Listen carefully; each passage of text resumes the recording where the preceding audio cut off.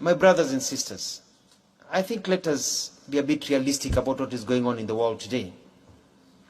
Many years ago, in Berlin, Europeans sat down and subdivided our continent, at times separating a brother from a sister. After they finished doing that and colonizing us, they went ahead and taught us to fear, hate, and keep away from each other. So you are my neighbor, but I fear you, and I don't want to mingle with you. Let me give you an example and use a few African examples.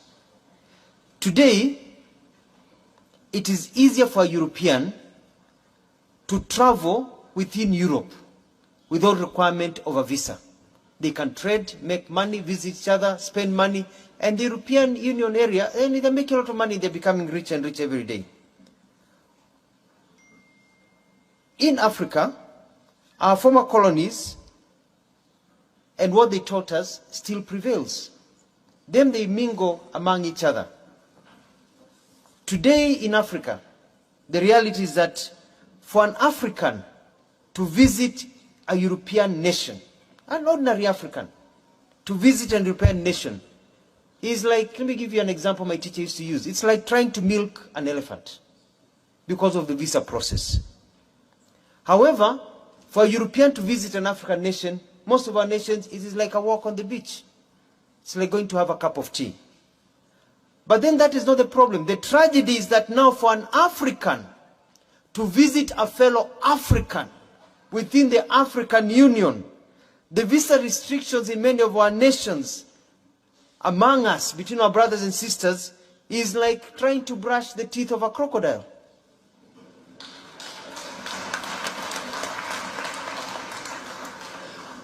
They came, divided us, and they have taught us to keep each other from each other. Then they're mingling with each other and making money and growing, but they have taught us to hate each other. But for us to really enjoy the true economic benefits of the Africa Continental Free Trade Area, we need to behave like the Europeans and allow for the free movement of people and trade. Our development agencies, such as the African Union Development Agency and others, cannot really succeed when there are all these restrictions among ourselves. To this end, in our contribution to this continental aspiration, Kenya is committed to progressively, and we are moving very fast by the end of this year, to abolish visas to citizens from African Union member states to make it easier to invest and do business in Kenya and across the continent. We are going to open the borders of Kenya. We do not fear our fellow Africans. Come, travel to Kenya. Live, do business in Kenya. Trade, make money in Kenya.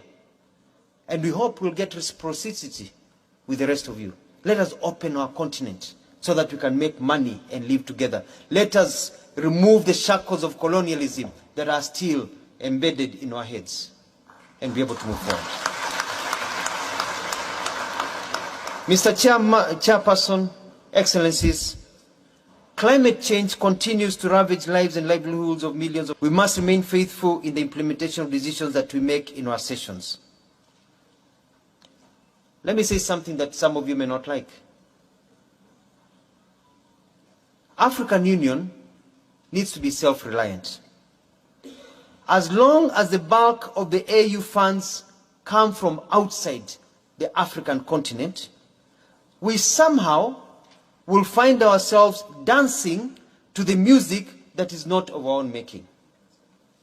Therefore, we must address the issue of reforms that will enable us to fund our own programs. Funding that comes from our friends is good, but it needs to be funding that is in support of our programs and not our lifeline. Therefore, this calls for a critical look at the architecture of the African Union and the way we implement our decisions and the way we fund this continent. It's a discussion that we must have, and we must agree to ourselves that we need to take care of ourselves so that others can support us, but we are not being told to dance. My teacher used to say that at times when you're wearing somebody's suit, you know, and you start dancing, they start telling you slow down because you may ruin that suit. You know, we want to wear our own suits and dance the way we want, not to the tunes of other people.